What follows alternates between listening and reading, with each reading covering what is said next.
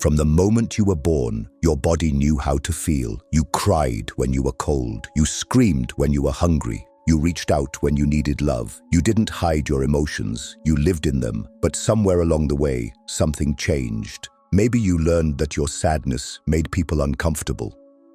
Maybe your anger was punished. Or maybe your silence was praised. And so, piece by piece, you started to mute yourself. Now, you go through the motions, you laugh at the right times, you say, "I'm fine," without even thinking. But deep inside, you feel disconnected, not broken, just distant, not always sad, just strangely hollow. This isn't random, and it's not just stress. It's not always depression in the medical sense. The truth is, a growing number of people walk around with a quiet kind of pain, one that doesn't scream but lingers, a kind of emotional numbness that settles in like fog and stays there for years. Studies from the American Psychological Association show that emotional suppression, constantly pushing down your feelings, can lead to long-term detachment, anxiety, and low-grade depression. But most people don't even realize they're suppressing anything. They just assume they've changed, that life hardened them. But what if I told you that the reason you feel sad or numb all the time isn't about weakness or failure? What if it's not about being unmotivated or broken? What if this is the result of emotional needs that were never met? What if your mind chose numbness not as a flaw, but as protection? This is the part no one talks about, and today we're going to. So let's get clear on one thing. What you're feeling isn't just sadness, and it's not just fatigue. It's disconnection. Disconnection from your emotions, from your desires, and sometimes even from your own sense of identity. But why does that happen? Numbness isn't the absence of emotion. It's the overflow. It's what your mind does when feeling becomes too much, too complicated, or too dangerous. Instead of expressing the pain, your system shuts the door and locks it. That locked room becomes the silence you carry inside you, a silence that shows up as boredom, restlessness, apathy, or this fog that makes everything feel far away. Think about it. Have you ever found yourself scrolling for hours, not really looking for anything, but also not wanting to feel anything? Have you ever told yourself, "I should be happy right now," but you just couldn't feel it? That's not you being ungrateful. That's not laziness. That's emotional shutdown. And here's the hard truth. It usually starts long before we even realize it, often in childhood. We live in a world that praises emotional control, but punishes emotional honesty. If you were told, "Stop crying, you're fine," enough times, you start believing that your feelings don't matter. If your sadness made others uncomfortable, you learn to smile instead. And over time, your real emotions got pushed so deep down, even you can't reach them anymore. That's not weakness. That's survival. Psychologist Dr. Hilary McBride calls this the cost of disconnection. She says, when we disconnect from painful emotions, we often disconnect from joy too. You can't selectively numb emotions. When you turn down the volume on pain, you also turn it down on love, passion, creativity, and purpose. So if you feel numb or sad most of the time, and you can't explain why, it's probably because your emotional system has been taught to keep everything quiet, to keep you safe. But safe from what? That's the next question we have to ask. Because until you understand what your mind is protecting you from, you'll keep feeling like a stranger to your own life. So let's talk about what's really underneath this emotional numbness, emotional neglect. And no, emotional neglect isn't always caused by abuse. It's not about screaming or hitting or chaos. Sometimes it's about what didn't happen. It's the silence, the absence of comfort, the emotional presence that was never there. You may have grown up in a home that looked fine from the outside. You had food, clothes, maybe even toys. But were your feelings seen? Were you allowed to be sad without being told to toughen up? Were you ever asked how you really felt without it being turned into a joke or brushed off? Emotional neglect is subtle. It hides behind good grades and polite smiles. It looks like a well-behaved child who never acts out because they've already learned that their emotions won't be met with support. So they stop expressing them, they go quiet, and eventually they stop feeling them too. You'd be surprised how many adults are still living in that quiet. Research from the University of Nevada found that adults who experienced childhood emotional neglect often struggle with emotional regulation, low self-worth, and chronic feelings of emptiness. But because they weren't abused in the traditional sense, they often blame themselves for feeling the way they do. So let me ask you, were you ever told you're too sensitive? Did you feel like you had to solve your own problems because no one really noticed when you were hurting? Did you become the one others relied on while no one really checked in on you? That's emotional neglect. And here's the twist. It doesn't always stop in childhood. You carry it with you into your relationships, your work, even your inner voice. You keep performing, you keep coping, but you rarely feel fully alive. Because somewhere along the line, you learned that feeling was unsafe, that needing was too much. So now, when something triggers real emotion, your system shuts it down before you can even understand what's happening. So here's the next hard truth. You may not be feeling sad or numb because something is wrong with you. You might be feeling that way because you've never truly been shown how to feel safe in your own emotions. Now the question becomes, how does this silent emotional blueprint shape your adult life without you even knowing? That's what we're unpacking here, because once you understand how emotional neglect rewires your sense of self, everything starts to make more sense. Let's start with this simple truth. Your early emotional experiences shape how you relate to yourself and the world. If you were taught, directly or indirectly, that your feelings were inconvenient, you learned to disconnect from them. And now, as an adult, that disconnection shows up in ways you probably don't even recognize as symptoms. For example, do you constantly second-guess your emotions? Do you feel guilty for setting boundaries or asking for help? Maybe you find yourself avoiding deep conversations, even with people you care about, because something inside you shuts down the moment things get real. That's not random, that's conditioning. Emotionally neglected adults often struggle with intimacy, not because they don't want connection, but because vulnerability feels unsafe. When you've grown up without emotional mirroring, you don't develop the internal confidence that says, my feelings are valid and I can handle them. So instead, you retreat, you mask, you intellectualize everything to avoid feeling anything too deeply. Another way it shows up, chronic self-blame. If anything goes wrong, you assume it's your fault, even if it's not. Because when your emotional needs were invisible growing up, you learned to believe that you were the problem, not the environment. And here's the kicker. You might be high-achieving, you might be admired, respected, even envied, but deep down, none of it really lands. The praise feels hollow. The milestones don't move you. And it's not because you're ungrateful. It's because when you're emotionally disconnected, joy doesn't stick. You can go through life doing everything right on the outside and still feel lost on the inside. So ask yourself, have you been mistaking high performance for emotional health? Have you been coping so well that you forgot what actual connection feels like?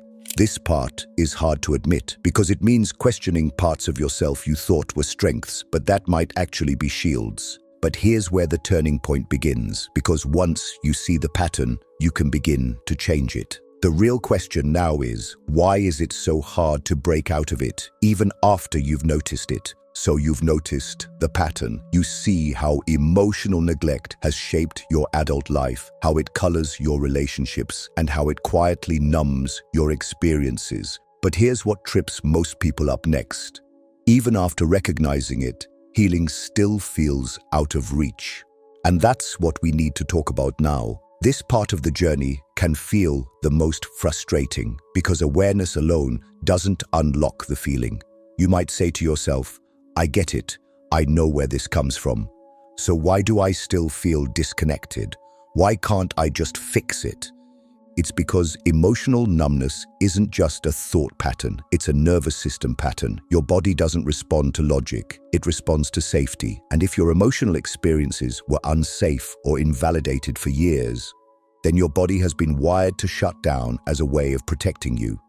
That protection doesn't turn off just because you had a realization. Think about it like this. If a smoke alarm goes off every time you try to feel something, eventually you just stop trying. You stay quiet to keep the alarm from screaming. That alarm is your nervous system, and even when nothing's on fire anymore, the alarm still works overtime, just in case. This is why people say things like, "I've done the journaling, I've gone to therapy, I've talked about my past, but I still feel numb." It's not because you're doing it wrong. It's because the part of you that feels is still waiting to believe it's finally safe to come out. And it's also why healing can feel lonely. Because from the outside, it looks like you're doing well. You're functioning, you're smiling, you're showing up. But no one sees the internal resistance you're fighting every day just to stay present in your own life. So the next time you wonder, why can't I just snap out of this? Remember this, you didn't choose numbness. Your body chose it for you. And it's not a malfunction. It's evidence that you've been trying to survive without the support you deserved. But here's the powerful shift. Once you know that, you can stop blaming yourself. And that opens the door to something deeper than survival. The question now becomes, how do you gently begin to feel again after years of not knowing how? That's what this next part is about. Relearning emotional safety. Not by forcing yourself to feel, but by creating space for your feelings to arrive without fear. The first step is simple but powerful. Naming what's there. Not fixing it, not judging it, just naming it. When you wake up in the morning and feel that familiar dullness, instead of pushing it away, pause and say, "I feel numb today," or "I feel disconnected." By putting words to it, you're starting to rebuild trust with the part of yourself that shut down. You're telling your nervous system, "I see you. You're allowed to exist here." This might sound small, but research from Dr. Matthew Lieberman at UCLA found that simply labeling your emotions, what they call affect labeling, actually calms the brain's fear response. In other words, naming your feelings helps your body stop treating them like threats. Another way to begin feeling again, reconnect with the body on purpose. Emotional numbness lives in the body, not just the mind. So do things that bring you into your body gently, stretching, walking without your phone, putting your hand over your chest when you're overwhelmed, and just sitting with your heartbeat. Not to analyze anything, just to notice, just to be. Because sometimes, before we can process emotions, we have to remember how to feel safe existing in our own skin. And if that still feels hard, let me remind you, this process isn't linear. You're not going to wake up one day and feel everything at once. In fact, when real feelings do start coming back, sadness, anger, even joy, they might feel uncomfortable at first. That's normal. That's the system rebooting. So ask yourself this, what if my numbness isn't the problem, but a message? What if it's the body's way of saying, "I've been waiting for you to come back to me"? Because that's what healing truly is. Not returning to who you used to be, but finally meeting the parts of you that never had a chance to speak. And there's still one more truth we need to sit with. You're not broken, but you are carrying something heavy. So how do you carry it without letting it silence your life? That's the final piece we need to talk about. Making peace with what you've been through without letting it become your entire identity. Because once you've named your numbness, acknowledged your past, and started rebuilding safety inside yourself, a new challenge shows up. And it's this: how do I move forward without pretending it never happened, but also without letting it be the only thing that defines me? It's a delicate balance, one that takes honesty, self-compassion, and boundaries. Let's start with the truth. You don't need to be completely healed to live meaningfully. That idea that you have to be fully fixed before you deserve joy, love, or rest is a lie. Healing is a process, not a destination. And you're allowed to build a life while still holding space for your wounds. That might mean showing up to a friendship even when you're emotionally tired, but being honest about it. It might mean working on your goals while still having days where you feel flat or numb. It might mean laughing at a moment of joy, even while a part of you still feels heavy. Can both things exist at once? Absolutely. In fact, they often do. This is where integration begins, where you stop dividing your life into before healing and after healing, and instead learn to live in the during with grace. Because sometimes the most powerful thing you can say is, I'm still carrying this, but I'm not disappearing under it. This shift is everything. It's what separates those who stay stuck in the story from those who begin to write a new chapter. So now ask yourself, what might that new chapter look like for me? What would it feel like to live from a place of wholeness, not perfection, from self-awareness, not self-blame? And most importantly, are you willing to meet yourself there, even if it's just one step at a time? Because this is where real healing begins, not in the grand gestures or overnight transformations, but in the quiet decision to stop abandoning yourself. Every time you pause and check in, every time you name your emotion instead of dismissing it, every time you let yourself rest without guilt, you're remembering. You're remembering that there was always a part of you that felt deeply, that cried easily, that loved hard, that dreamed without apology. That version of you might have gone quiet, but they never disappeared.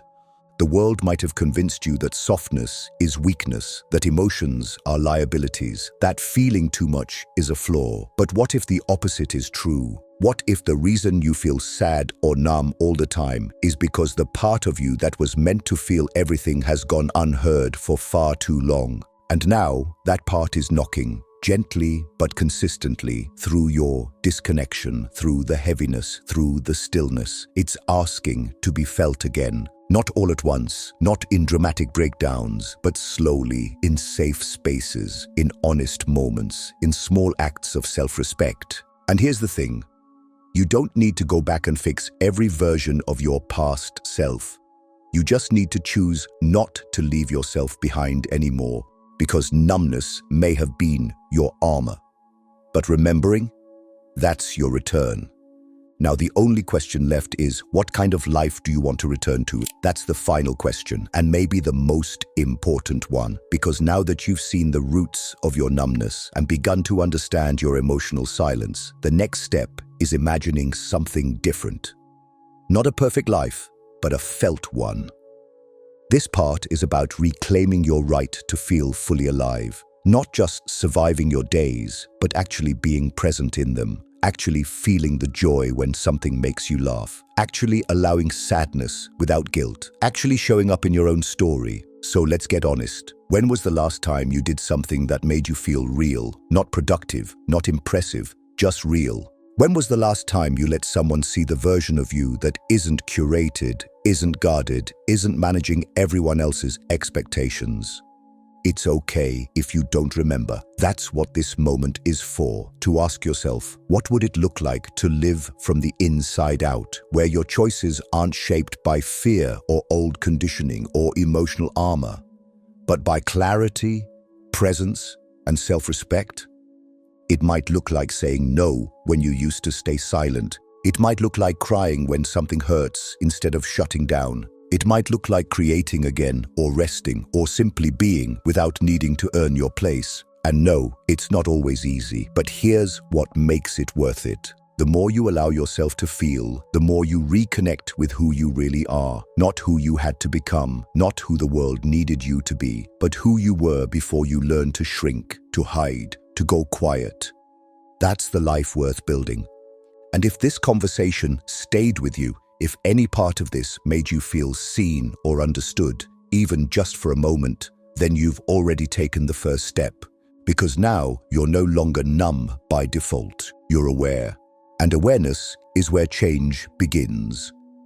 There's just one final thing I want to leave you with. A reminder that's easy to forget when you've been numb for a long time. But you deserve to hear it.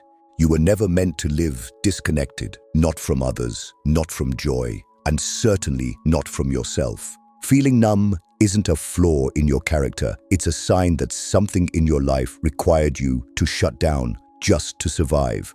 And if no one told you before, that was a smart move. That was strength in disguise. But now, you're here. You've made it far enough to ask the harder question, how do I live, not just survive?